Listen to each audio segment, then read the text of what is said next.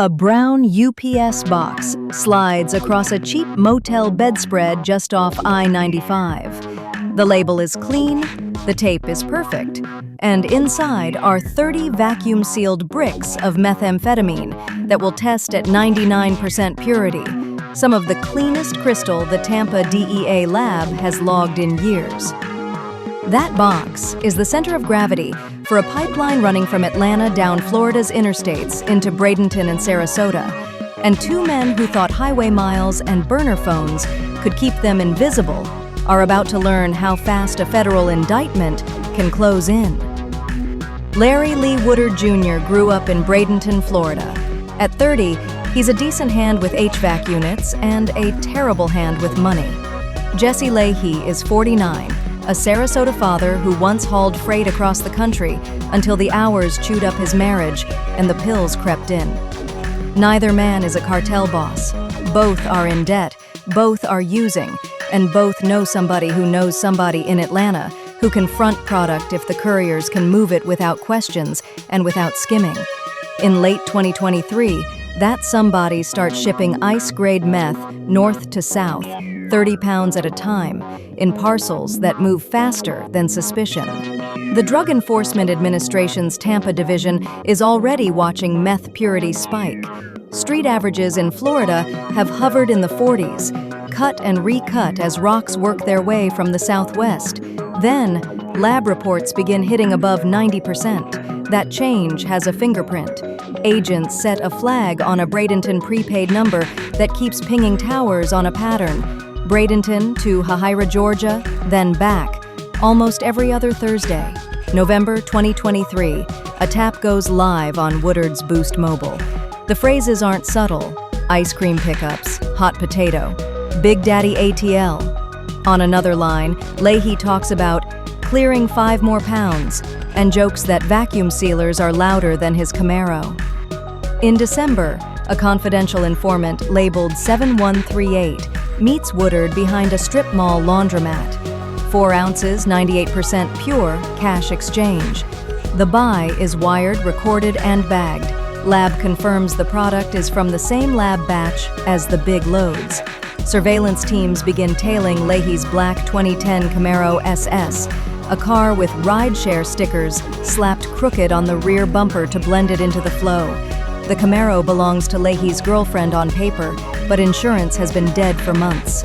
The trunk rides heavy. Cipher break.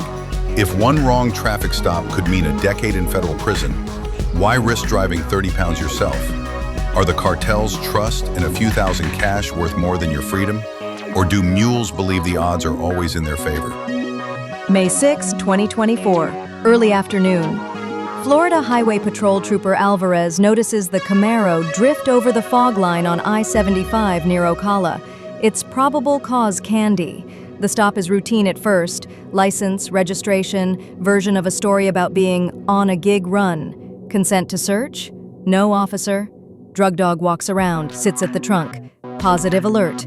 Trunk pops, camera shutters fire, 30 bricks, shrink wrapped tight, packed in a Rubbermaid tote. Leahy insists it's protein powder, then asks for a lawyer before the Miranda warning finishes. DEA agents are called to the shoulder. The load weighs out at 30.2 pounds, wholesale value around $900,000 by conservative estimates. They tow the Camaro, cuff Leahy, and book him at Marion County Jail on state charges while the feds prepare the bigger hammer. 48 hours later, Leahy implies he's ready to cooperate. Agents wire him up for a delivery meet at a Bradenton car wash, hoping to roll up Woodard quietly and push higher. Surveillance sits in SUVs, eyes on the vacuums. Woodard arrives, counting out cash from a Crown Royal bag. He smells the air, something's wrong, and bolts, ditching his phone under a dumpster as he sprints across lanes. He doesn't get far. A takedown team wraps him up 2 blocks away without a scratch. That phone under the dumpster is a gift. The SIM holds voice notes where Woodard recorded addresses, purity numbers, and contacts because he didn't trust his memory when he was high. One contact is saved only as a blue diamond emoji and ATL Poppy. Another lists a Georgia UPS store by name. There's also a note that reads, May 6th, shift car to 41st Street, followed by a cash tally and a prayer emoji. July 17th, 2024, a federal grand jury in the Middle District of Florida hands down an indictment. Charges: conspiracy to distribute and possess with intent to distribute 500 grams or more of methamphetamine, in violation of 21 U.S.C. Sections 841A1 and 846. Minimum, 10 years, maximum, life.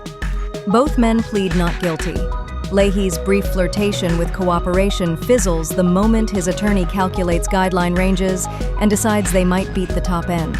Trial begins January 2025. Prosecutors play UPS store security footage showing Woodard shipping a dummy parcel to a Bradenton P.O. box. Agents say it was a test package to see if detectors or dogs reacted. A DEA chemist takes the stand and testifies the meth seized is 99.1% pure, the highest in the district in 5 years, consistent with Mexican superlab output. Defense attorneys argue entrapment, that informant 7138 pushed the men into bigger quantities. Jurors roll their eyes. The recorded calls are explicit about quantity and price. After 4 hours, the jury convicts both defendants on all counts. Cipher break. 10 years? 20? Life? Federal sentencing guidelines swing hard with purity and quantity. What number actually deters a courier who believes he's just paying bills? Think about it. What feels fair and what sends a message? Sentencing is set for July 17, 2025. U.S. District Judge Thomas P. Barber calls the hearing to order.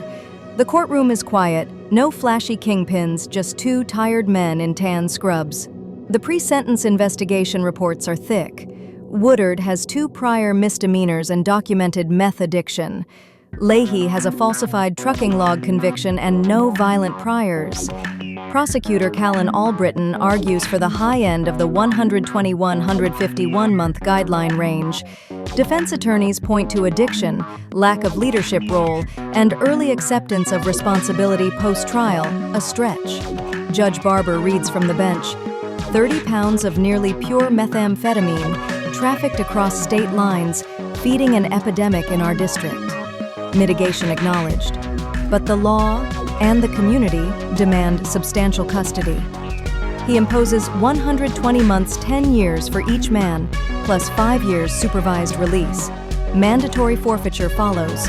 The 2010 Camaro SS, $31,480 in cash seized from Woodard's apartment safe, and 2 Glock pistols found wrapped in towels in his closet, all gone.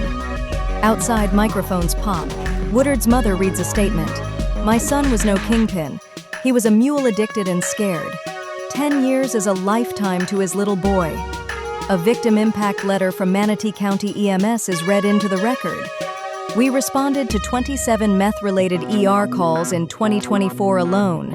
Purity is driving overdoses. Every pound matters. The numbers are jolting. The DEA's 2024 National Drug Threat Assessment lists meth as Florida's fastest rising purity drug. Mexican superlabs route through Atlanta, then down to Tampa, then across the Gulf Coast. Shut down one route, another opens.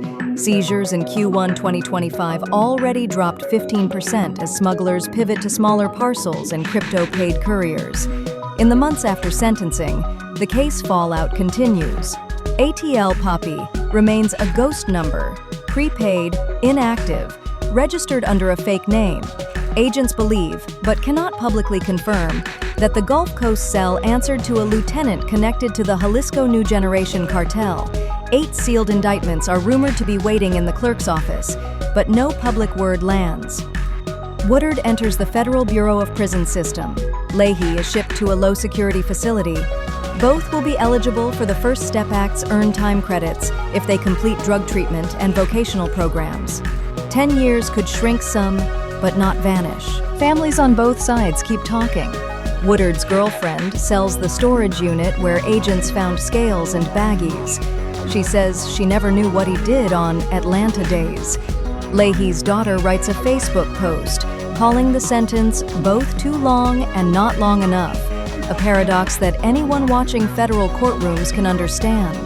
Community advocates use the case to push for more meth treatment funding in Manatee and Sarasota counties, arguing supply-side arrests without demand-side care just push the market sideways. Through it all, a single decision still echoes: Trooper Alvarez's lane drift traffic stop. 10 minutes over the fog line triggered a decade in custody, a forfeited muscle car, 2 ruined families, and 1 shattered pipeline. Highways look endless until the blue lights flip on. So what does justice look like here? 10 years for 10 minutes or 10 years for 30 pounds? Drop your take below. Tell me whether the guideline system punished fairly or just efficiently. And if you want to see where the network shifted when meth lanes cooled, subscribe, ring the bell, and come back next week. We're tracing the fentanyl courier who took over the moment this pipeline cracked, and the numbers on that route are deadlier. Because in the end, every parcel, every text, every mile marker is a piece of a cipher. The faster we decode it, the fewer families read sentences out loud in hallways that smell like varnish and regret.